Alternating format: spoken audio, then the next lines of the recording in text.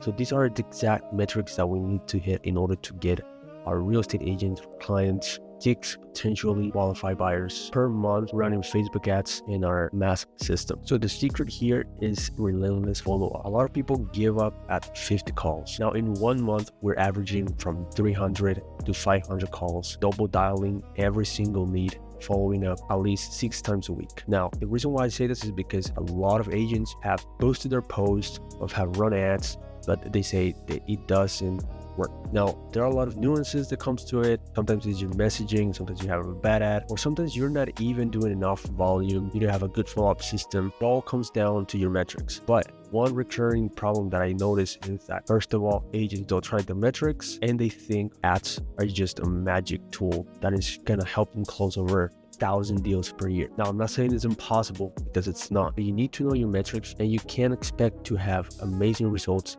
in less than 30 days. Because real estate is a long game. Most leads in general in real estate have really long timelines from 2 months to 6 months. You can expect to close something in 2 weeks once you launch your ads. The whole point is getting compounding results and building a strong pipeline. Because this is what I heard from one of my clients that it really resonated and stuck with me, and is that what you do in January fits you in April. What you do in April fits you in June, July, August.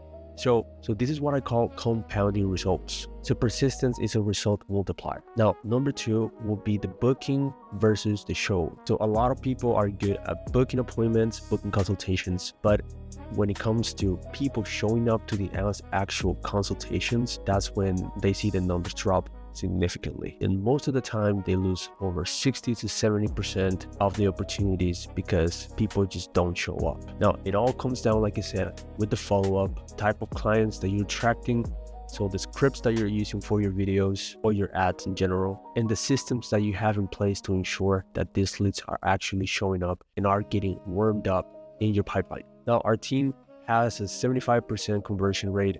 That means pick up to appointment booking rate. It's 75%. We have great appointment setters, so this is a great number. A lot of people don't get this number because they either have the wrong script or they don't know how to talk to people. So focus on your metrics. If your show up rate is low, then it's because something's breaking in the follow-up system, or maybe you're not qualified enough, or you're not setting expectations beforehand, or you maybe have a long timeline. So let's say people are booking a week ahead. So there's all this time that they go without talking to you, and that emotional state that they were in when they applied or they opted in your ad, it just goes away automatically in this period of time. So that's why speed to lead is super important, and that's why follow-up, nurturing is more important than actually running ads. Now, the cost of show appointment is actually another thing that is very, very important, because this is exactly how much you need to pay or you need to give Facebook or whatever platform you're using to run your ads to get someone to sit across the table, file an application for a house or pre-approval. So you need to consider that real estate is a high-ticket service. So your numbers are not going to be standard for an e-commerce store, that it could be $10, $5, or even less than that. That's just assuming that your ads are actually good and your system overall is actually good. Now, another thing that can actually affect you a lot is your booking rate. Now, I already mentioned that 75% booking rate is really good, but you need to also keep in mind that when it's too high, but the quality of leads showing up to the appointments is really bad, then that means that friction is not there, that most of the leads are getting pushed into a consultation, and at the end of the day, they're just wasting your time or the agent's time. So if it's too high, that means that either you're not qualified enough or there's not enough friction in the funnel.